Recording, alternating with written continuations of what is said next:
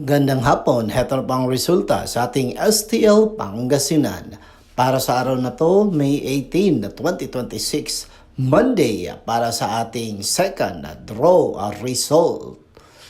Ihanda nyo na mga STL tickets nyo at heto na, ibibigay ko na ang resulta ngayong hapon.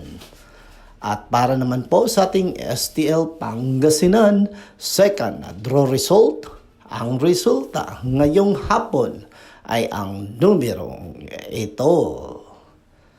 Napababalita na ngayon mga ka-STL na bumababa na ang level ng tubig sa ating mga dam.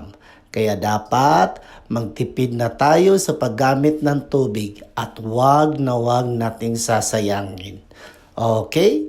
Mag-ingat po tayo palagi. Don't forget to subscribe. Purple Green TV. Paki-like, share at comment po. Thank you!